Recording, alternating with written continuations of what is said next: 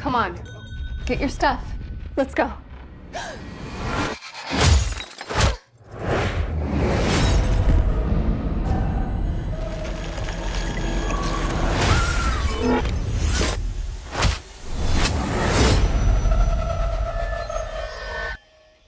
Let's try that again.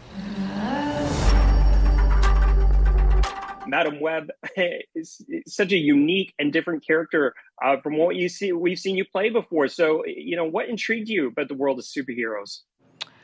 I was really drawn to the idea of a young woman having a superpower that is her mind. That to me was really enticing and something that I felt I haven't seen in the superhero world before, and I never really thought I'd be a part of this world, but that made me feel like I could, it was an entry point that I felt like I understood.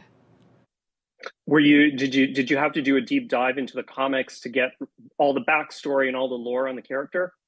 Well, what's interesting is that, yes, I did. I read all the comics that Madam Web was in, and, the things that we carried over are more her personality, and she's like whip smart and super powerful. And but this movie is her origin story, so it takes place before you meet her in the comics. So she's it's pre her powers, and it's about how she discovers them.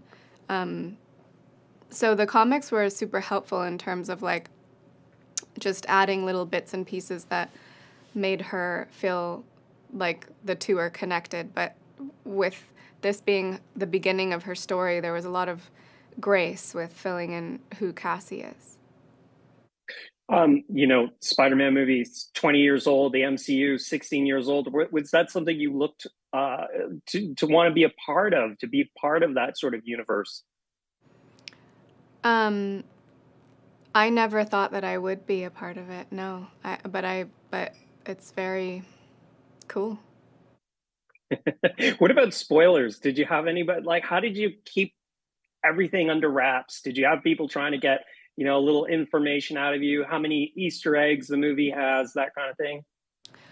I don't know. It's not really. I didn't really have, it hasn't been very difficult to keep it a secret. It's also a standalone movie, so it's not like we have any secrets related to any other characters in the Marvel universe, because it's not really related.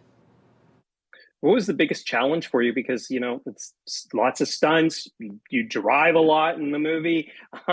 What was the biggest challenge for you? Probably just like the stamina. There were days where there was a lot of physical, activity, and you just have to maintain the energy, and that's just like not, your typical day. But other than that, it was mostly just fun. One of the cool things when I was telling people I was going to interview you is everyone mentioned a different movie that they liked of yours. So I'm wondering, we're like 10, 15 years into your career. What's a moment that sort of stands out for you, Dakota, as sort of a highlight? I've been so lucky with the people I've been able to work with and the stories I've been able to tell, but I guess probably meeting Luca Guadagnino and working with him, and then probably making the Peanut Butter Falcon. That was a special moment.